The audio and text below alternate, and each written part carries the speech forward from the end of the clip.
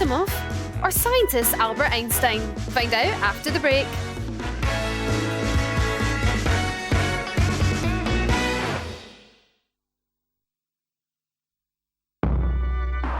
You don't know what's in store.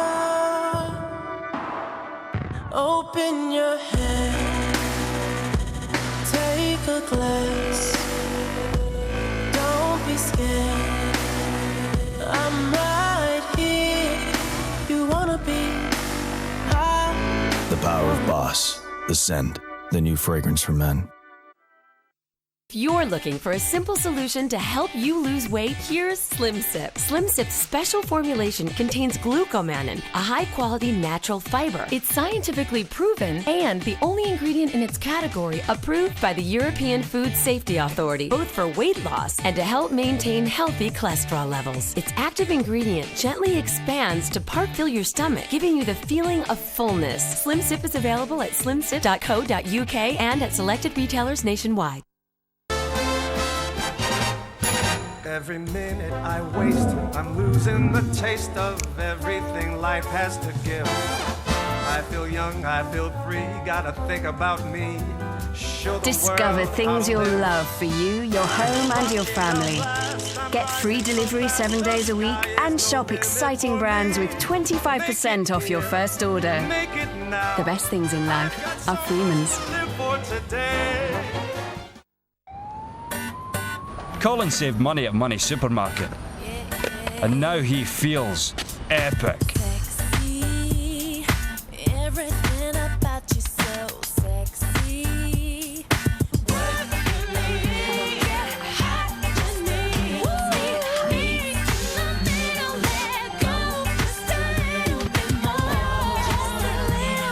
Colin, you are so Money Supermarket. Oh my goodness me. Poor Harlow. He was just half the weight he should have been when I found him. What have they done to you? It makes me so upset when I see incredible animals neglected like this. But Harlow is just one of 120,000 animals that we rescue every year. And we urgently need your help to continue saving these animals from severe neglect and abuse. Please call 0800 313 4360, text urgent to 70020, or visit our website to give £2 a month now. Your donation will help make sure that we can be there for animals when they desperately need us. Fortunately, I got to Harlow in time. But right now, there are thousands of animals experiencing unimaginable pain and suffering, and we desperately need your help today to rescue them. Please call 0800 313 4360, text urgent to 70020, or visit our website to give £2 a month now. Thank you. Tonight on Channel 5, she was a comic legend, but why did a routine procedure end so tragically? This is ethically inappropriate. How could something like this happen? Autopsy, the last hours of Joan Rivers. Tonight at 9 on Channel 5. Catch previous episodes on Demand 5. Before the break, we asked who wrote the 3 laws of robotics. The answer is science fiction writer Isaac Asimov.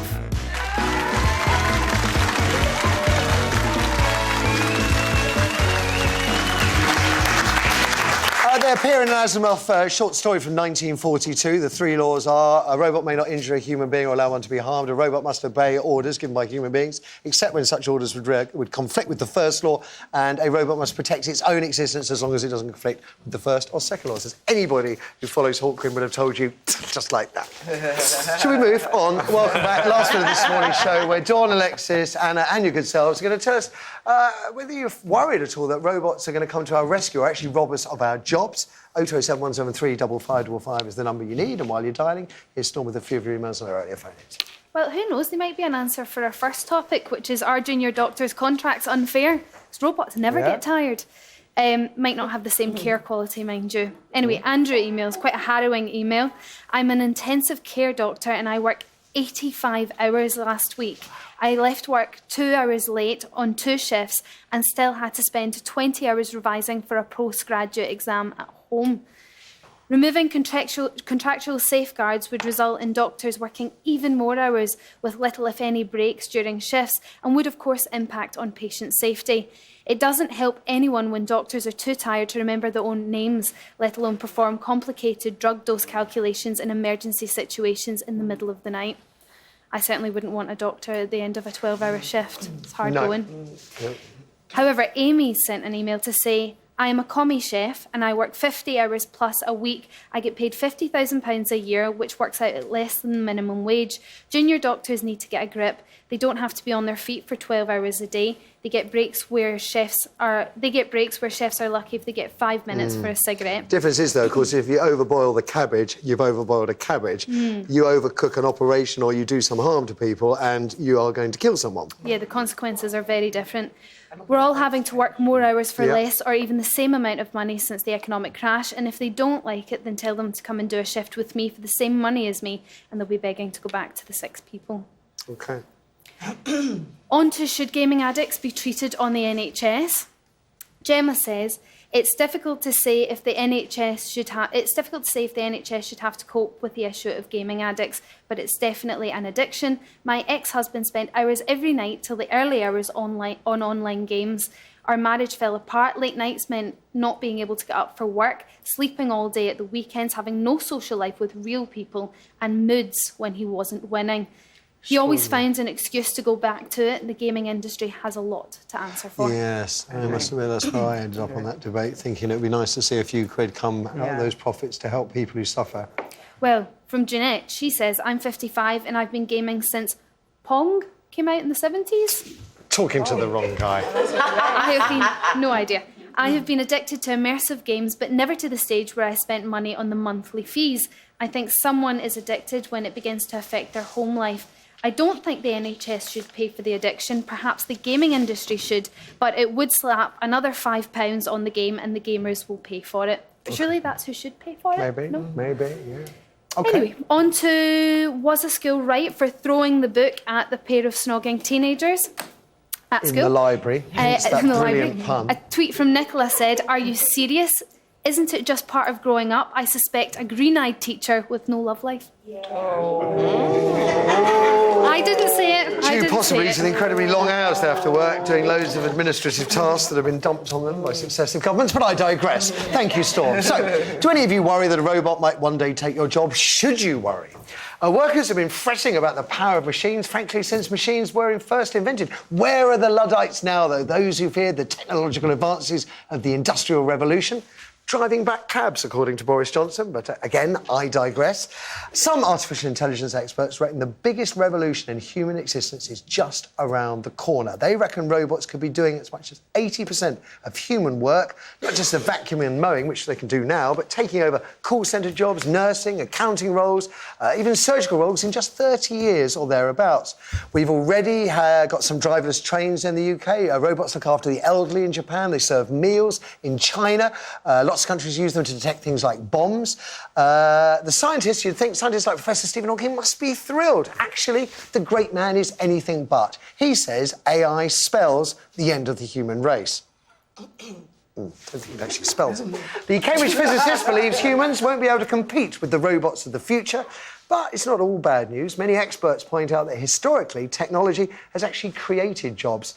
These robots were said to be designed, built and maintained.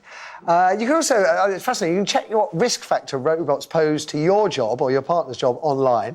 It's very bad news, I have to say, if you sell things on the phone. You've got a 99% chance of being replaced by a robot. Nothing to worry about, though, if you're a pub landlord. They face just a 0.4% chance. Thankfully, TV presenters, we're pretty safe, 37%. And then we got Anna's book, Robot Takeover. It features the Da Vinci surgical machine. And I actually know surgeons, bowel cancer surgeons, that use robots already. fantastic, actually, fantastic for human health. But ultimately, if 80% of jobs go, what are we all going to do? Well, first of all, I want to point out that the Da Vinci surgical machine cannot be used without a human operator. No. So we have the robots are used in many, many different ways, and one of them is via telemetry, which is what the Da Vinci surgical machine is. Ultimately, it's so good for patients because you take... It's super accurate. You take... to get human hands within the human body requires a big, giant cut and flaying the skin open. So Da Vinci surgical machines allow for only 1 or 2 little incisions to be made, tiny instruments to be done, and doing these with much less trauma to the patient. So those kinds of things are excellent. Robots in military applications are taking soldiers away from the battlefield and making machines do their work. So we just kill civilians by remote control. That's progress. Well, I mean, normally we were training young men to fly planes and teaching them to hit targets and not telling them that there are humans at those targets. So there are many, many different ways to look at it. We absolutely 100% have to be diligent in legislating all of the ways that technology and AI affects us. Do you, it's obviously going to be a guess for many of us, but do you perceive a future for the human race which is one of leisure or of work and servitude still? Well, I don't think it's... first of all, I want to say that all of the theories about what is going to happen are just that. They are theories. So these theories and these anxieties have been around in this society since the Industrial Revolution. They have been telling us that machines are going to take our jobs since before the Industrial Revolution came about. And that hasn't happened. So I do think that robotics and AI allow for a further specialization for the labor force. So we're going to still have to work. Alexis? Isn't there a big difference? The thing that worries me is the very big difference between robotics, the things we just mentioned, the Da Vinci, the military applications, all those, doing the dangerous robotics and AI. Sure. Artificial intelligence, that's where I get a little bit... I want to take a step back because a robot or any sort of technological machine that has self-awareness and is able to learn, recreate and improve, I think that is very, very different to robotics where... Okay. Yeah. You know... Did you watch Humans? Yes. I loved Humans. Yes. But the debates that came out of that is basically... It's kind of this debate. And I met Emily, actually. She chaired a Labour Party women's conference, and I was just like, it's amazing that I was quite starstruck, actually. But I was like, what happens with this consciousness? Because she stole the data or the program that would make other robots conscious. Yeah. And I just think it's an interesting debate, but you're right. It's probably going to come down to legislation. But no matter what you legislate for, you can only legislate in one country. So in other countries, they'll be developing whatever they want to develop. So you'll never be able to stop it. And that's, probably something to worry about. Well, let's find out if you at home are fearful of a robotic future or not. Got Sean on line 1. Thanks, Dawn. Morning, Sean. Hello there, Matthew. So what do you think our future will be like when robots are running everything? As I say, I think I'm massively pro for technology, to be honest. I think there's a couple of areas that can actually relieve a lot of work. I think we're kind of almost trapped in it's almost like a Thomas Malthus Darwinian drudgery. It's like we feel that we have to work. But then Sean, when you see what happens to people who take retirement and can't adjust to the jobs, there's a huge rate of suicide amongst the elderly. What will we do if we don't have drudgery, the status conferred on us by our bosses? What if we're not being exploited? What I find is that a lot of the jobs, say, you bring in things like 3D printing, driverless vehicles, renewable energies, even urban hydroponics increases food inside the cities. But we go back to the traditional jobs that naturally human caring. I mean, regardless of what robotic technologies say that you advance in surgery, there's always the human aspect. There's never going to be replaced by a machine. There's always going to be the elderly or the young, or even just ourselves. All right, Sean, can you just assure me you are not a robot as well? Isn't that... No. Thank you very much, sir. Thank you for the call. Apologies to those who couldn't get online, but we're all out of time, and there's nothing we can do about that. Anna, Bless you. Absolute treat having you with us once again. Thoroughly enjoyed the book. Robot Takeover, it's called. Out now. Come back and see us again soon. Singing, dancing, whatever. Thank you. Thank you. Dawn Alexis is going to be a terrific week. That is for sure. Ladies and gents, give it up for a really awesome panel. So, tomorrow, we've got journalist and former table tennis champ Matthew Wright here to run you through the headlines. We're going to hear if you're a hypocrite to whinge about big corporations not paying taxes but still have a Facebook page, and ask if teaching kids the benefits of failure does anything but actually make them fail. Thanks for choosing us this morning. Time to you for all your calls and messages. Enjoy the rest of your Monday, and we'll see you back at 9:15 tomorrow. Bye for now.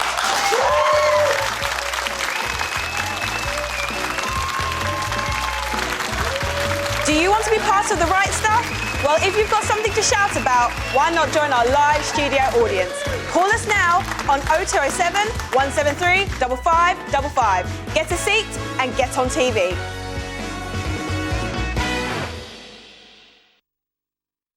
Don't get a pro to do the work when you can DIY with incredible results. Next on Channel 5. Just getting it finished would be nice. Cowboy builders and bodge jobs in a tick. Dad, I really want to make a spaceship of that fairy bottle, but it's taken ages to run out. We've still got loads left.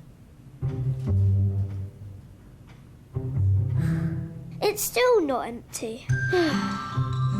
Drop for drop, new Fairy lasts 50% longer than the next best-selling brand, so you save money. We call it Fair Economy. Things just got so much better with the Health Lottery. You're 21 times more likely to win the Health Lottery jackpot than lottos. And it's half the price at just £1.